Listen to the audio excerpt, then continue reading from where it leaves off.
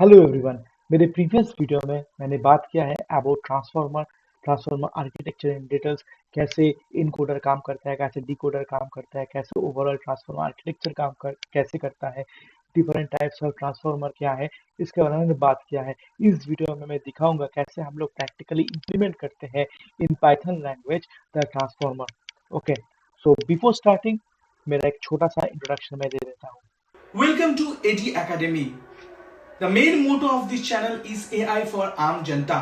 My name is Dr. Ayan Devnath. I am an IIT Delhi alumni and Fulbright research scholar at Harvard University.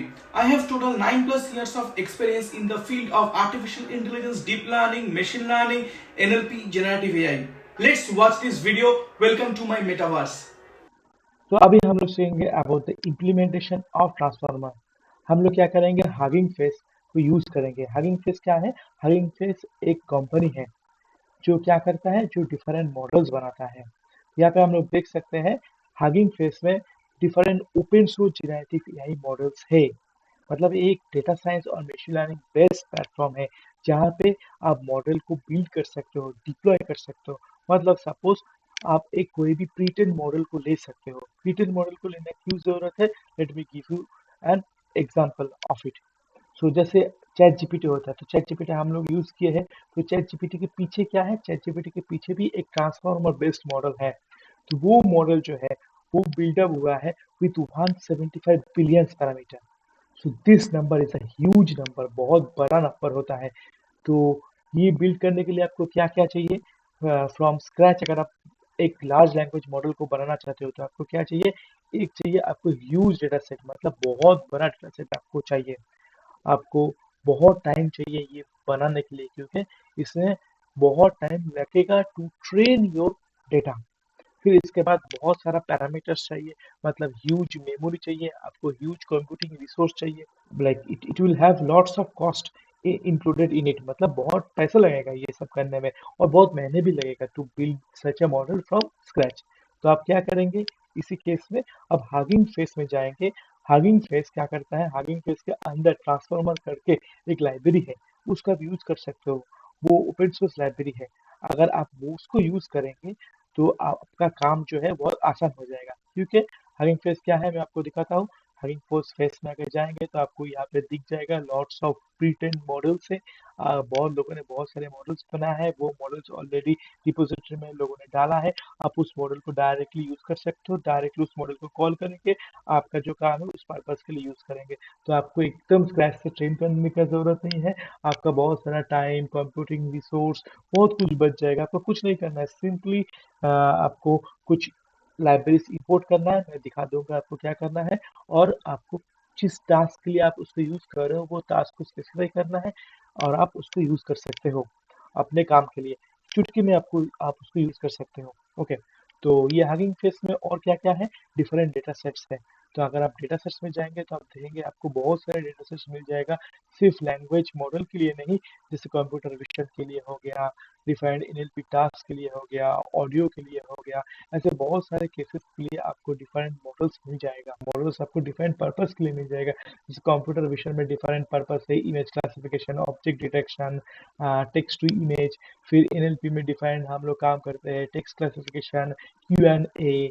Audio में text to speech to text, automatic speech recognition.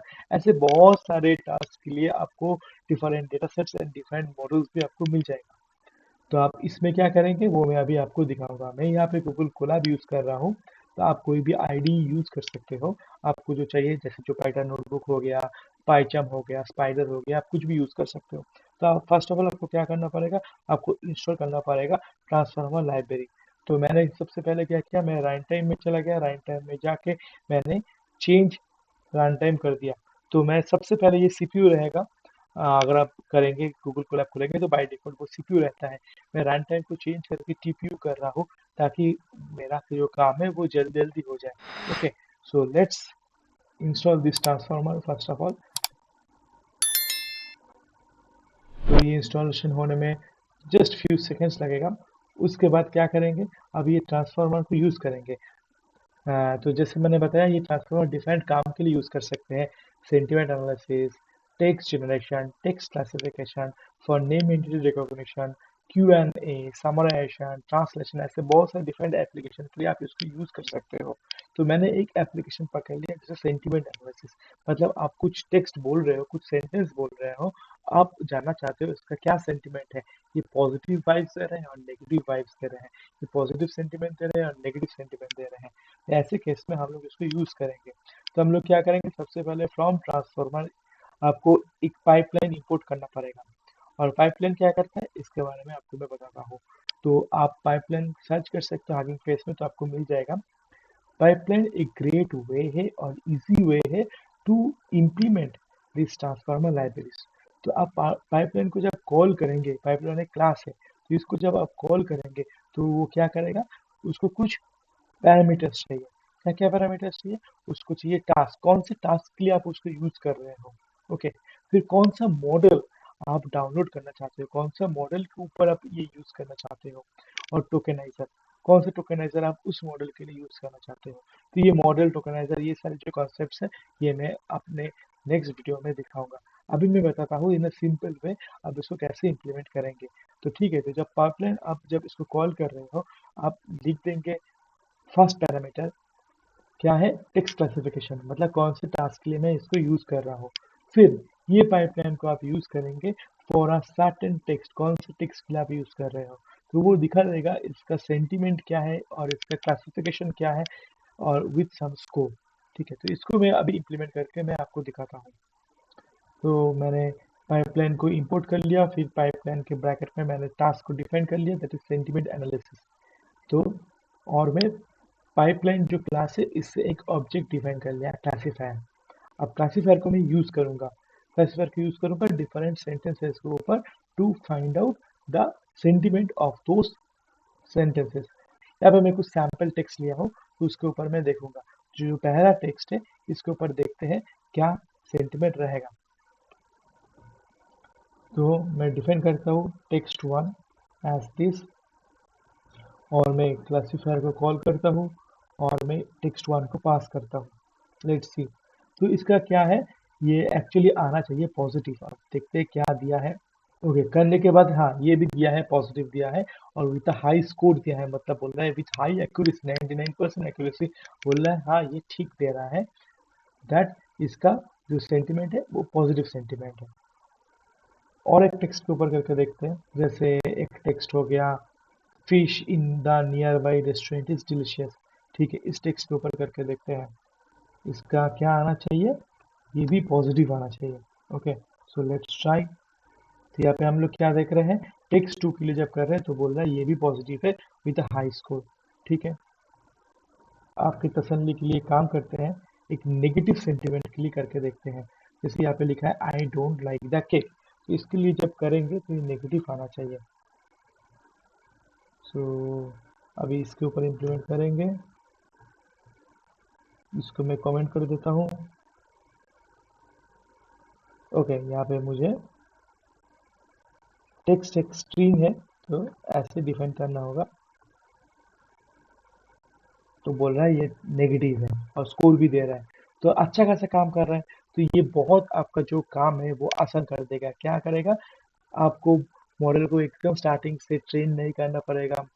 आप सिर्फ क्या करेंगे, simply आपका जो काम है, जैसे टेक्स्ट सेंटिमेंट एनालिसिस हो गया, टेक्स्ट क्लासिफिकेशन हो गया, आपका जो काम है, जो ऑब्जेक्ट डिटेक्शन हो गया, जो भी काम है उस काम का रिलेटेड आप हगिंग फेस में जाके उस मॉडल को आप सर्च करेंगे, उस मॉडल को आप कॉल करेंगे थ्रू पाइपलाइन, और जिस टास्क के लिए कॉल करेंगे वो चीज़ आप डाल देंगे।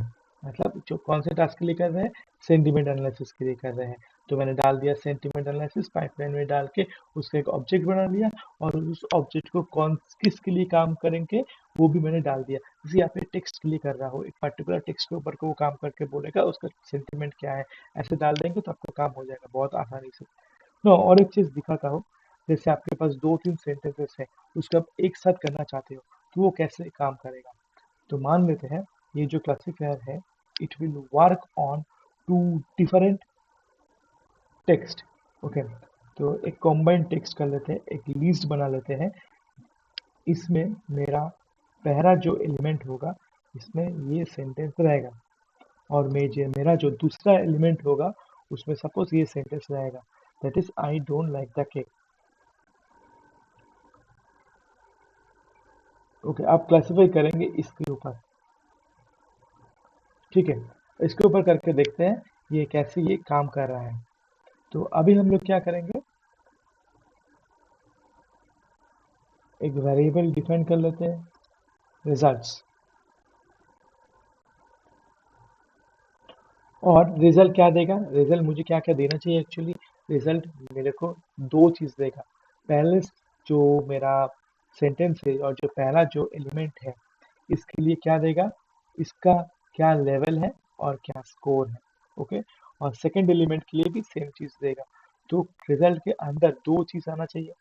तो मैं क्या करूँगा, इसको प्रिंट करने के लिए एक मैं लूप लगाता हूँ फॉर रिजल्ट इन रिजल्ट्स, जो क्या करेगा, it will iterate over two elements. ये इटरेट करेगा, ये फॉर लूप इटरेट करेगा ओवर टू एलिमेंट्स, दो एलिमेंट रिजल्ट्स के लिए। तो फॉर रिजल्ट इन रिजल्ट, सो पहला जो लूप होगा फर्स्ट इटरेशन के लिए, रिजल्ट का वैल्यू होगा the first result of this first element of text, मतलब इसके ऊपर। और सेकेंड इटरेशन में क्या होगा, सेकेंड इटरेशन में रिजल्ट के अंदर रिजल्ट रहेगा of the second element of the list, ठीक है, लिस्ट के सेकेंड के एलिमेंट के ऊपर। अब क्या करूंगा मैं, इसके ऊपर मैं देखना चाहता हूँ, प्रिंट करना चाहता हूँ। तो प्रिंट, फिर हम लोग क्या प्रिंट करेंगे, हम लोग लेवल प्रिंट करेंगे। लेवल प्रिंट करेंगे, किसका लेवल प्रिंट करेंगे वो मैं यहाँ पे दिखाता हूँ आपको। ऑफ रिजल्ट, रिजल्ट में क्या है, रिजल्ट में लेवल है। ओके, इसको हम लोग प्रिंट करेंगे विथ स्कोर। स्कोर क्या है, स्कोर का वैल्यू हम लोग अब देखेंगे।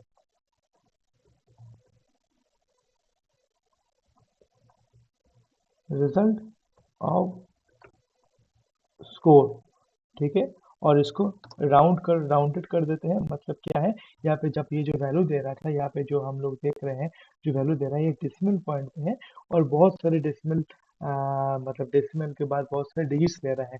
तो मैं सिर्फ 4 डिजिट लूंगा आफ्टर डेसिमल पॉइंट, मतलब ये ऐसे लेंगे, 0.9971 ऐसे आएगा, 4 डिजिट दिखाएगा, ज्यादा नहीं दिखाएगा। And let's run it.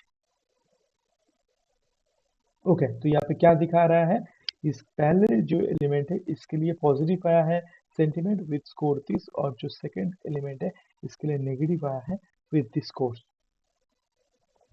I hope आपको ये वीडियो बहुत पसंद आया होगा, क्योंकि यहाँ पे मैं सिंपल वे में दिखाया हूँ कैसे हम लोग ट्रांसफॉर्मर लाइब्रेरी से हम लोग डिफरेंट काम कर सकते हैं। तो इसके और डिटेल्स में जाएंगे, डिटेल्स में जाके मैं और दिखाऊंगा कैसे आप इसको इम्प्लीमेंट कर पाएंगे, जहाँ पे आप डिफरेंट मॉडल्स को आप चूज कर सकते हो, अपने मन से आप चूज कर सकते हो कौन सा मॉडल चाहिए, किस काम के लिए चाहिए, उसके डिटेल्स में बात करूंगा नेक्स्ट वीडियो में। अगर आपको ये वीडियो बहुत पसंद आया होगा तो आप अपने दोस्तों के साथ शेयर कीजिए जो डेटा साइंस एंथुसियास्ट है, जो जिन्हें आई पढ़ रहा है, जो एनएलपी पढ़ रहा है, जो डीप लर्निंग पढ़ रहा है और जो मशीन लर्निंग पढ़ रहा है। क्योंकि अगर वो इंटरव्यू के लिए जाएगा तो इसके लिए वो बहुत आसान होगा। अगर वो जेनेटिक एआई के ऊपर काम करना चाहता है, ट्रांसफॉर्मर के ऊपर काम करना चाहता है, तो उन लोगों के लिए बहुत हेल्पफुल होगा। See you soon in my next video.